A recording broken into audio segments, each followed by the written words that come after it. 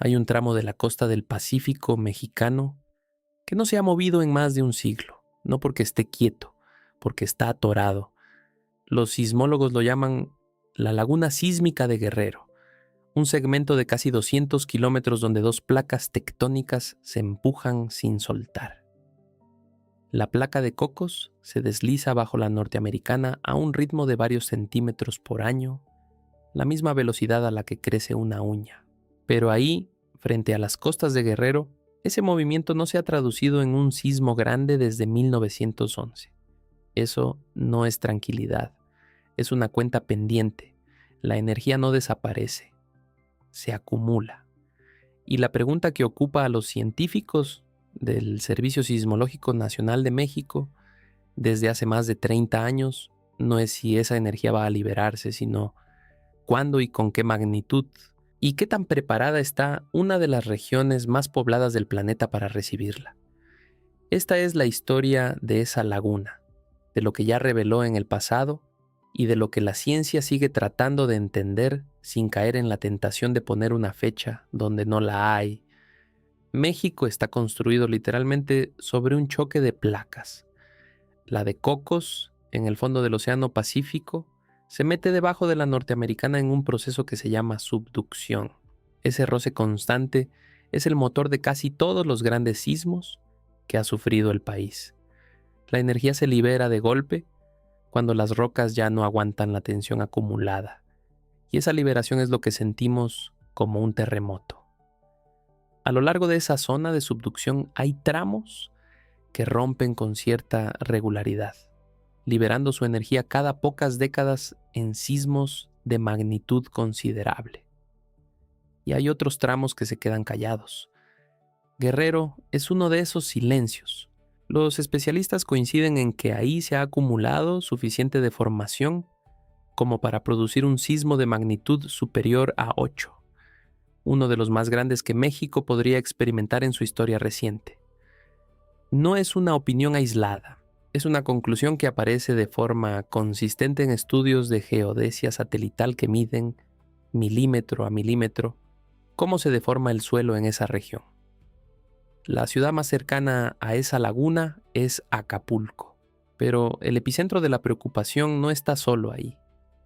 Está a más de 300 kilómetros de distancia, en un valle que alguna vez fue un lago y que hoy alberga a más de 20 millones de personas.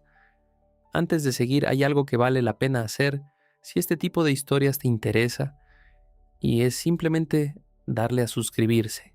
No para inflar un número, sino porque en este canal vamos a seguir revisando, falla por falla, qué zonas de América Latina guardan advertencias que casi nadie mira dos veces. La Ciudad de México no está sobre la falla de Guerrero. Está construida sobre lo que fue el lago de Texcoco, un suelo blando, arcilloso, que se comporta como gelatina cuando llega una onda sísmica.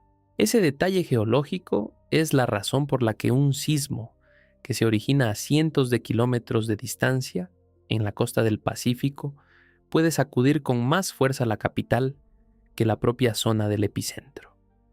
El 19 de septiembre de 1985, un sismo de magnitud 8.0, según las revisiones posteriores del evento, se originó en la zona de subducción frente a Michoacán, no en Guerrero.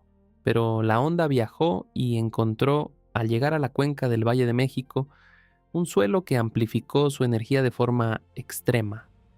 El resultado fue el colapso de cientos de edificios y la muerte de miles de personas, en una ciudad que hasta ese momento no había construido pensando en ese tipo de amplificación. 32 años después, el 19 de septiembre de 2017, un sismo de magnitud 7.1 con epicentro en los límites de Puebla y Morelos volvió a golpear la misma ciudad. La coincidencia de la fecha se volvió casi de inmediato parte de la memoria colectiva del país. Pero lo que de verdad importa aquí no es el calendario. Es que ambos eventos confirmaron algo que los geólogos ya sabían. La Ciudad de México es vulnerable no solo a lo que pasa bajo sus pies, sino a lo que pasa a cientos de kilómetros de distancia, en la costa. Y ahí es donde vuelve a aparecer Guerrero. Un sismo que rompa esa laguna sísmica más cerca de la costa y con una magnitud potencialmente mayor a la de 1985, tendría una ruta directa hacia esa misma cuenca amplificadora. Eso no significa que el resultado vaya a ser idéntico. Significa que el mecanismo que ya se demostró letal en 1985 sigue ahí, disponible, esperando el próximo sismo que lo active. ¿Cuánta energía puede acumular una falla que no se mueve en más de 100 años? ¿Qué tan grande tendría que ser la ruptura para liberar todo eso de una sola vez? ¿Por qué la ciencia puede calcular la energía acumulada pero no puede decir cuándo se va a liberar? ¿Y por qué, a pesar de saber todo esto desde hace décadas, la laguna de Guerrero sigue sin producir el gran sismo que los modelos anticipan? Estas preguntas no tienen una sola respuesta, pero sí tienen un marco. Los sismos de subducción se generan por acumulación de tensión elástica entre dos placas. Mientras las rocas resisten esa tensión sin romperse, decimos que la zona está bloqueada o acoplada. Cuanto más tiempo pasa sin liberación, más energía potencial se guarda en ese bloqueo. Los estudios de deformación cortical en Guerrero muestran un acoplamiento fuerte y persistente, lo que respalda la hipótesis de que ahí se está guardando una cantidad de energía comparable o incluso superior a la que se liberó en el terremoto de Michoacán en 1985. Pero la ciencia sísmica todavía no puede predecir el momento exacto en que una falla va a romper. Puede estimar probabilidades a largo plazo. Puede identificar dónde es más probable que ocurra el próximo gran evento.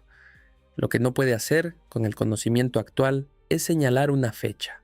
Cualquier afirmación que diga lo contrario no viene de la sismología, viene de otro lugar.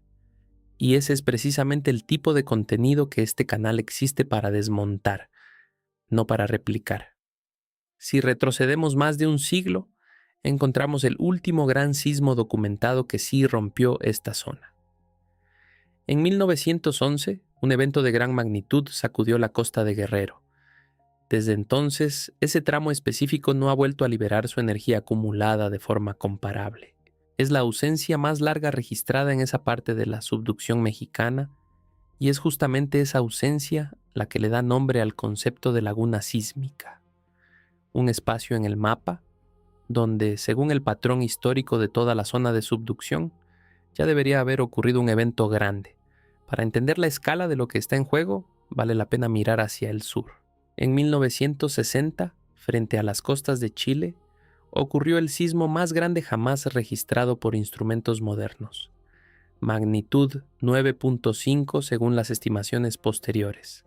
En la zona de subducción, donde la placa de Nazca se mete bajo la Sudamericana. Ese evento liberó una cantidad de energía que todavía hoy sirve como referencia para calibrar los modelos de riesgo sísmico en todo el continente. Chile, después de aquello, y de forma más decisiva después del sismo de 2010, reconstruyó buena parte de su normativa de construcción, hasta convertirse en uno de los países con códigos sismo resistentes más exigentes del mundo. México hizo algo parecido, aunque con otro punto de partida.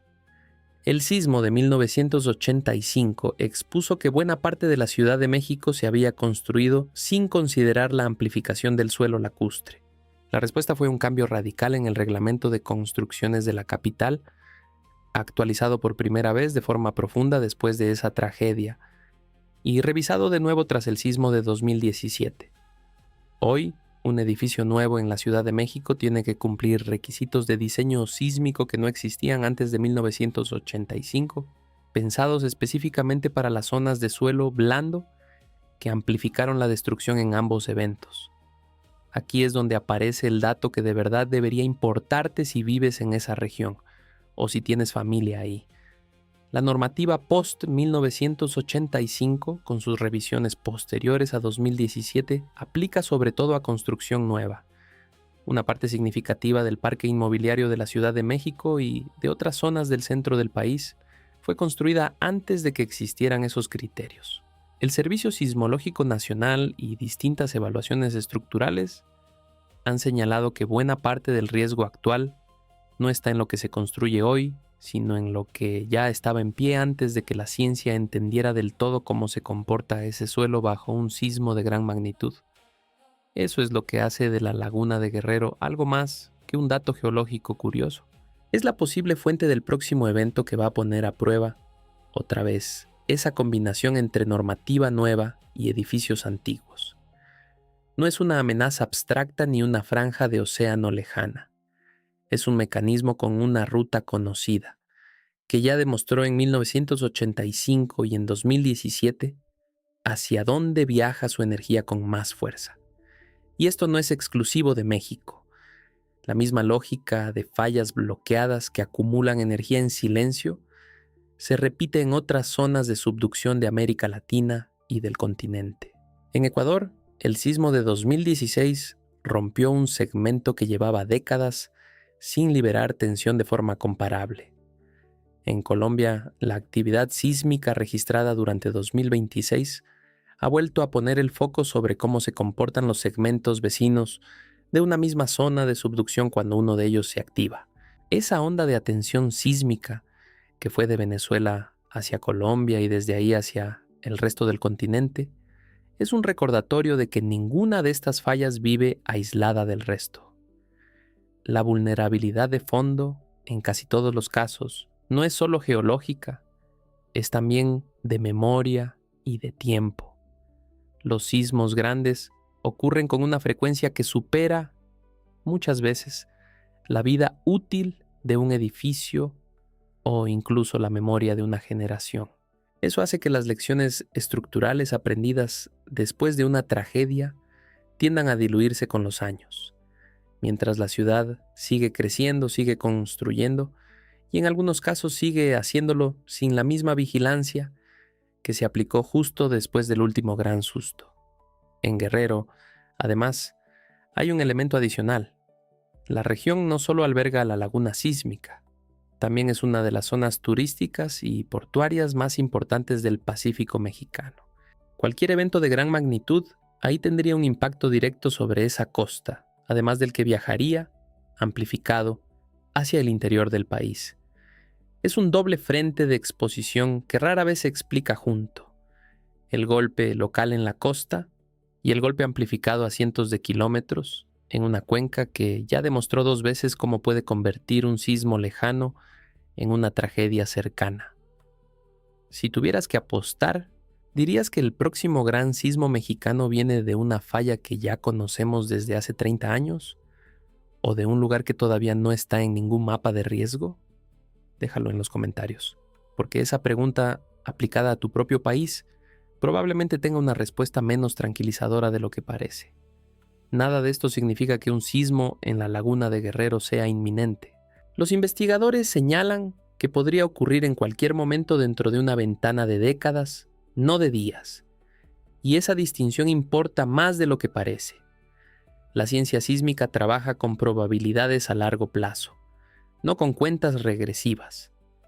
Lo que sí es cierto, y eso es lo que queda cuando se apaga la pantalla, es que la energía acumulada ahí es real, que ya se demostró antes hacia dónde viaja con más fuerza, y que la brecha entre la normativa actual y lo que ya está construido sigue siendo, hoy, la parte del problema que todavía depende de decisiones humanas y no solo de la geología. La pregunta que queda abierta es, ¿qué va a pasar primero? ¿Que la ciudad termine de actualizar lo que construyó antes de que la ciencia entendiera este riesgo? ¿O que la falla decida, como ya hizo en 1911, que ya esperó suficiente? Si esta historia te dejó pensando en tu propia ciudad, cuéntame en los comentarios de dónde nos estás viendo y suscríbete para la próxima vez que abramos otra falla que nadie está mirando.